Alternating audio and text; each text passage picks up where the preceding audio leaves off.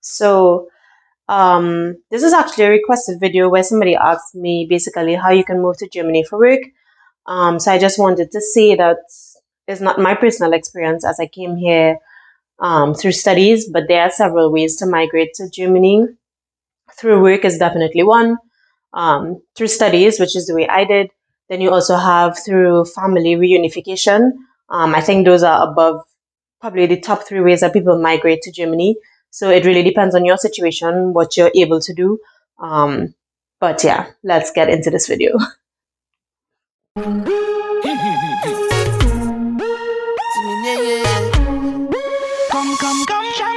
So before I get into this video, I would just like to say that there is a little stipulation in German bureaucracy that says that when they take foreigners for a job, they have to ensure, or the company has to ensure, that there were no other Germans who applied and were qualified for the job, or first Germans who applied for the job and are qualified enough for the job to get the job, or that there are no foreigners living in Germany who applied for the job and could get the job, and then they will consider the people outside. So let's just put that at the top. So first and foremost, before anything could happen, that is up there. So you're always competing. You're the third item. If you're outside of Germany, you're already the third category of persons that can get hired for a job within Germany. First, they look at their people, then they look at the foreigners who are living here with their people, and then they're going to look at everybody else, basically.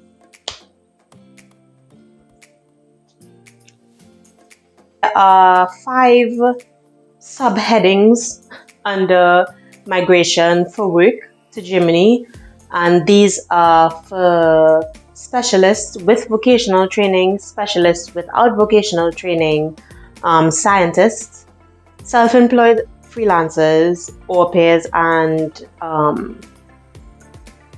volunteers.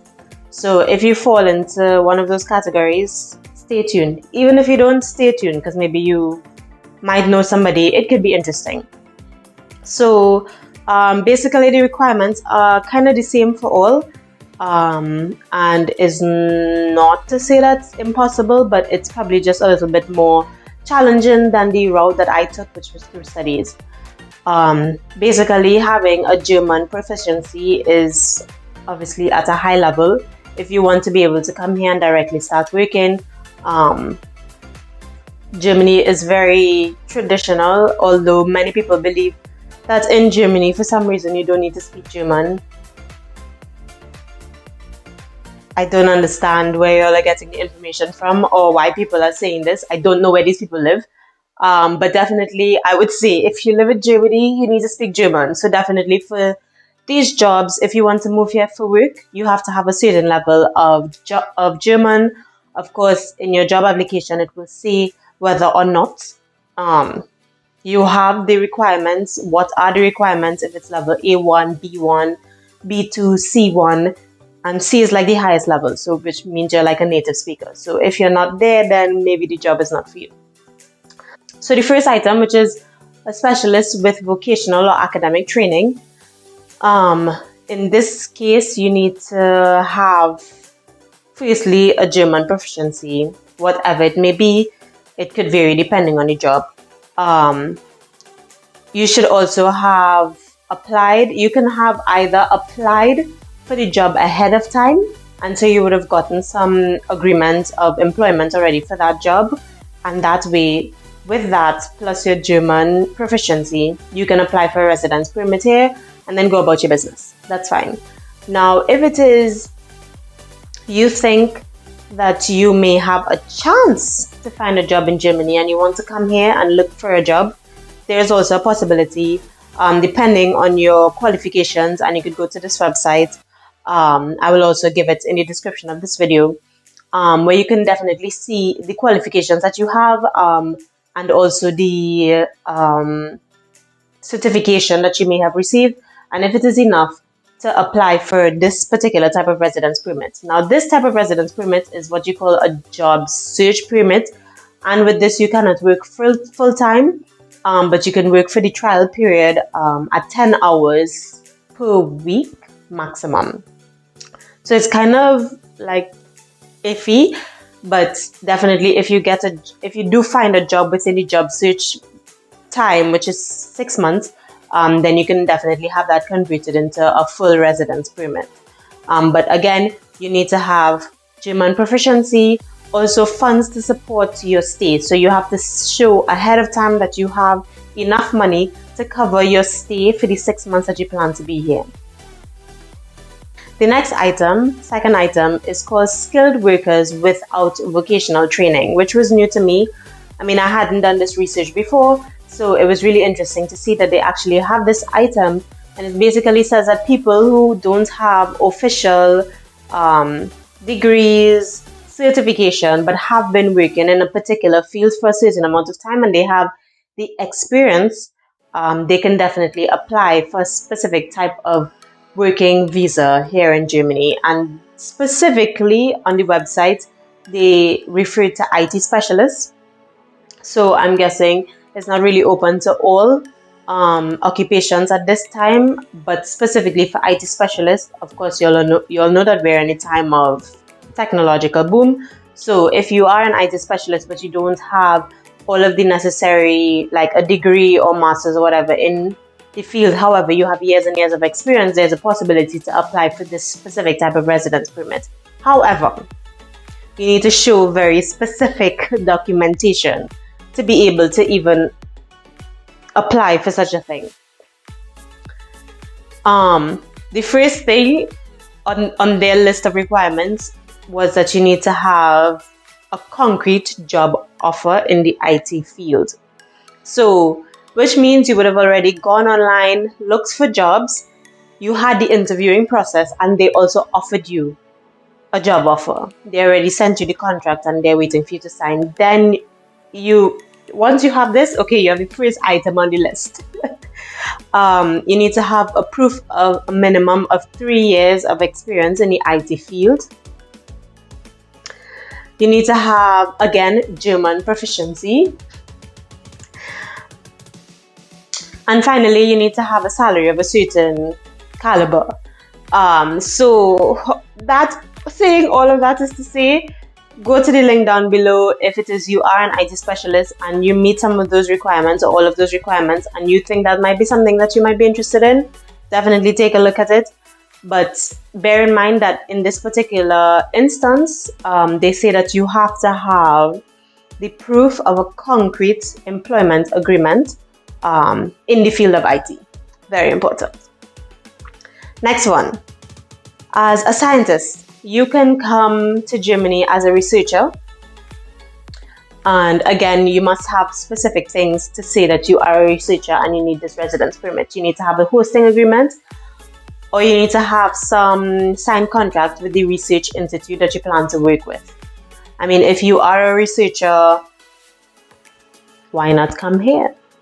I think it's also easier. It kind of falls into, in my opinion, into like studies, post-studies. So, yeah.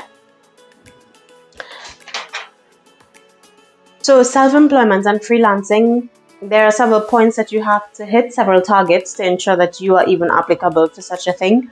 Let me get my little list out here because it is not as straightforward. Well, firstly, you need to ensure that the financing of your business is secure, and you have to show proof of that secure of finances for your business. Then the business needs to have positive effects on the regional economy. And then once you have those points, they're also going to check the following about your entrepreneurial venture or your self-employment, whatever. They're going to check things like the viability of your business idea, your entrepreneurial experiences, the amount of your estimated capital investments, okay, effects on the regional employment and possible training, and also the contribution to innovation and research in the region. So I mean, I don't know how entrepreneurs do it, but it seems like a lot. But I remember I met one girl and she was a freelancer. She was a freelance artist. She said it actually wasn't super easy. Because let me tell you, in Germany, they have lots of red tape. There are lots of things that you have to check off and a lot of things you have to do to ensure your residency. So she says they don't make it easy and they don't bend on the rules. So that's just something to note. Like, there is a reason that their society functions so well.